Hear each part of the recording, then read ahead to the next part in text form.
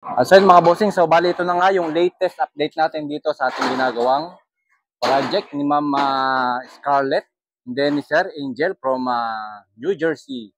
So bali ito, nakikita nyo, dito tayo ngayon sa may living area. Ayan, yung pinakasalas nila, ito yan. So dito sa parte na to, magkakaroon tayo ng high ceiling. And then yan, kita nyo ongoing na yung pagdudugtong ng ating mga poste. Dahil nag-i-start na tayong mag-framing. Okay, or mag-fabricate nung roof framing. Start na installation natin doon. Mamaya aakyat tayo sa taas. And then itong SRC panel natin, okay na lahat. Yan, kinukompleto na lang yung mga extra bar, and then yung ating mga flat mesh, mga accessories. Ayan, ito, bali ito, yung room, master bedroom. And then dito sa part na to, yan, yung kita nyo, yung may nagwe-welding doon sa taas. Ginagawa yung pagdudugtong ng mga poste para sa pagkakasa ng mga rafter natin bukas. And then dito, sa may opening tayo dito, meron tayo ditong daanan papuntang kitchen. And then yung ating dining area. Yan. Sa dining area natin, mapapansin nyo, meron tayong open papunta doon sa setback sa labas. Kaya may sliding dito, sliding door. Then syempre, may bintana. Yung mga bintana nito, mga boss, malalaki. And then dito naman sa part na to, yan, yung kusina, lababo. And then, pag pumunta naman tayo dito, pagpasok natin ng master bedroom, itong bubungad sa atin is yung kanilang closet. Tapos, sa kanan nito, andito yung kanilang CR. Bali CR to ng master bedroom. Ito, magkakaroon to ng pintuan.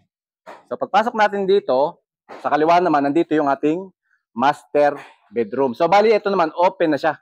Wala na tong sarado. So, bali, pagpasok natin dyan sa master bedroom, yan nga pala, nag-uumpisa na rin tayong magbaon ng ating mga conduit para sa ating mga convenience outlet or yung ating mga CO. So, nag-start na tayong magpa-tubo. And then yan, kita nyo yung master bedroom ito. Tapos, may mapapansin kayo ditong may open. Ito yung ventilation.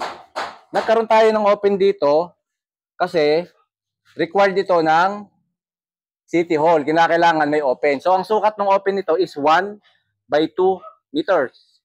So, yun yung required na sukat. And then, dito, sa may part na to, mas maganda to, lagayan ng cabinet. Yan, pwedeng may cabinet dito sa parte na to, or kung ano man ang gusto nila Sir Angel or nila Ma'am Scarlett na ilagay dyan. Yan. So, actually, yung space nga dapat ng open yan, hanggang dun pa. Kaso, sayang. So, kaya sabi ko dun sa 1 by 2 na lang para magamit pa tong space na to dito sa master bedroom kasi liliit na masyado yung master bedroom kapag nawala pa tong space na to. Yan, so kita nyo, kompleto na rin yung ating mga accessories dito. Yung SRC, ang linis ng pagkakabit. Ito, dadagdagan pa natin to ng mga bakal, yung sulok. Lahat yan. So dito. Then dito naman, na master bedroom, siyempre yung kanilang CR. Yan. So ito mga kalawang ng SRC na to, mga boss, mapapansin nyo, may mga stain ng kalawang. Binobomba natin ng tubig yan para maalis bago tayo mag-scratch coat. So malaki-laki yung ating CR, no? Yung master bedroom.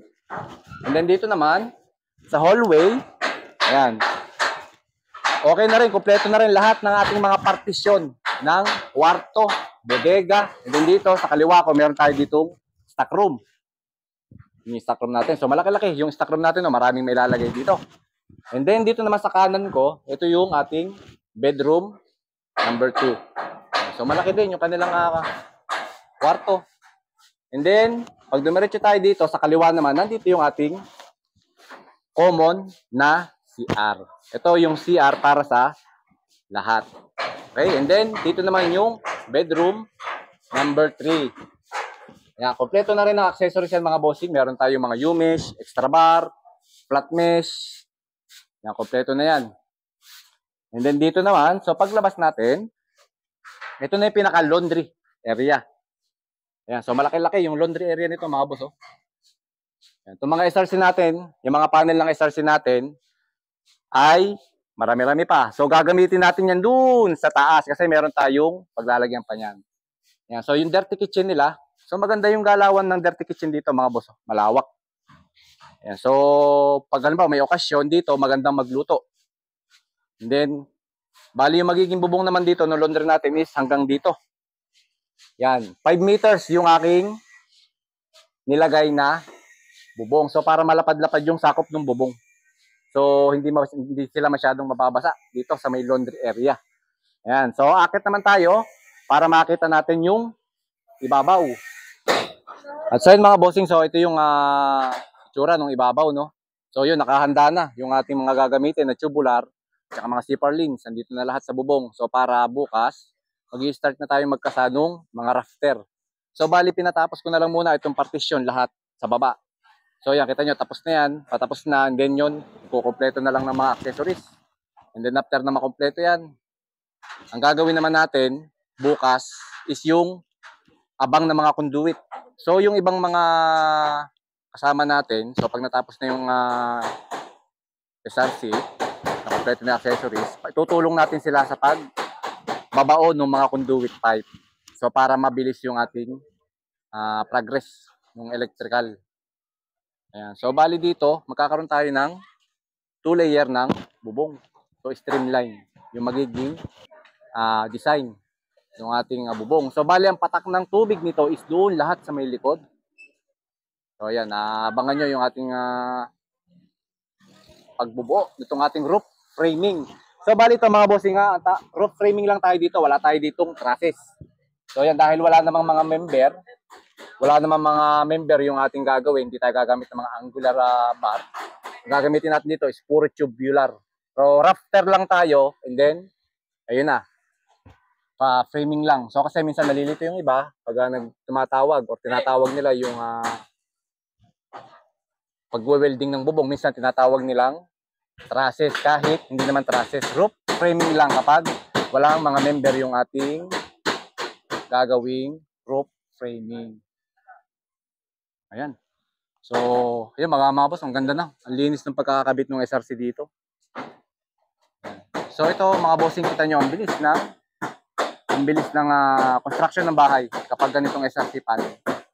And then after nito, pag napabaon na natin mga conduit, itong ibang area, magpapa-start na tayo ng scratch coat. Yun. So kinakailangan meron tayong scratch coat muna bago natin palitadahan diretso yung ating mga SRC. So hindi siya directly napapalitadahan kasi bibitaw yun sa ating styrofoam. So kinakailangan talaga scratch coat or yung rebocada.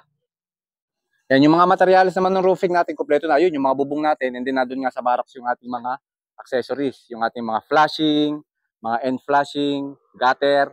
So kompleto na ng materials ito mga boss yung ating framing. And then yung ating plastering naman, yung kita nyo, ang dami na nating stock ng buhangin na binistay. 2 dump truck na yan, and hanggang ngayon, ayun, may nagbibistay pa rin. So yung ating plastering, ayan, kompleto na tayo ng materials dyan. And then, ayan, so kita nyo, ang ganda ng ating buhangin, no? Dami.